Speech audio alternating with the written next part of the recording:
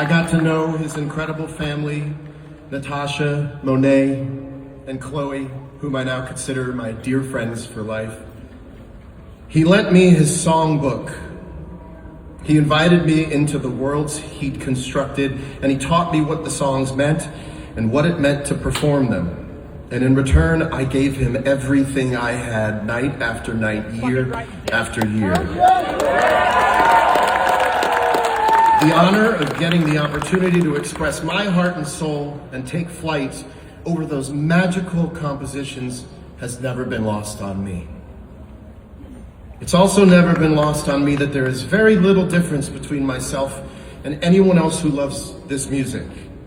In so many ways, our experiences have been the same. So I'd like to say a few words to deadheads everywhere.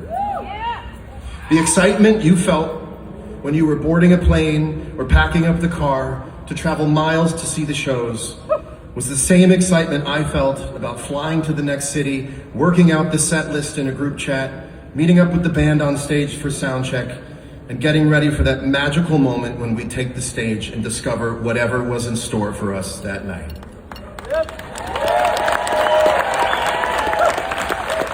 When tours would end, you would come home, dump out on your couch, and sleep for 2 days straight. I would do the same, and I could feel the connection we shared together. All of us tired and weary, our hearts so full of music and memories, waiting on the next bit of chatter that it could all happen again.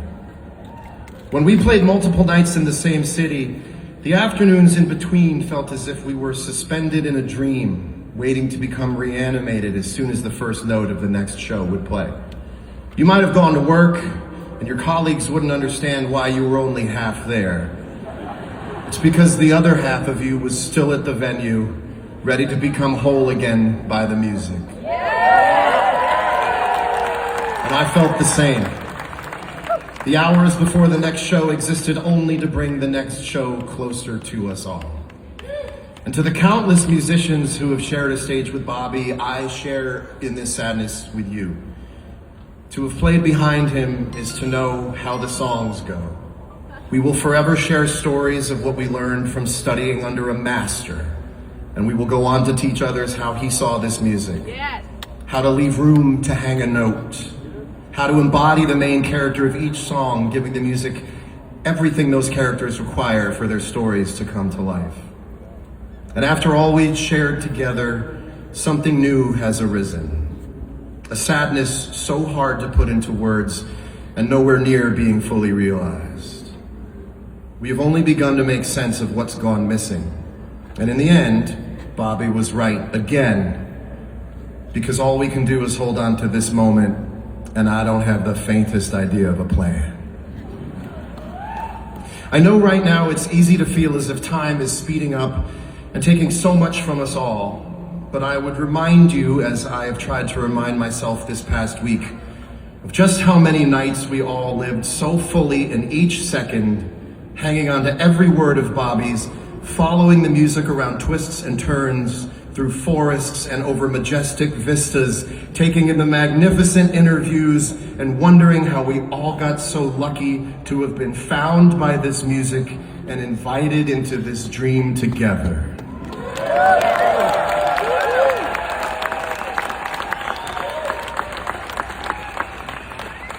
Bob had mentioned that Jerry had never really left him, that he still felt him up on his shoulder. And now Bob will be forever perched over my shoulder. I expect to see him in my dreams for many nights to come, when we'll take that stage together with the rest of the band and weave notes around one another, and I will wake up with a smile, remembering the beauty of it all.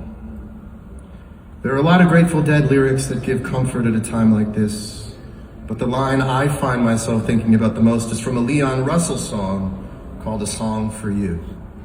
And I'd like to think I can hear Bobby saying these words to us all this afternoon.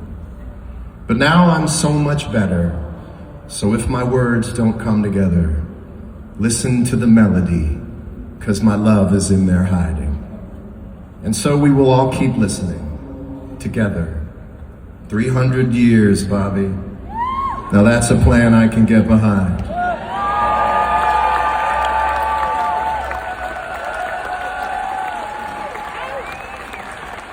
So here's something I know would make Bobby go, "Ugh." Thank you, Maestro. You changed my life. I will love you forever. Thank you.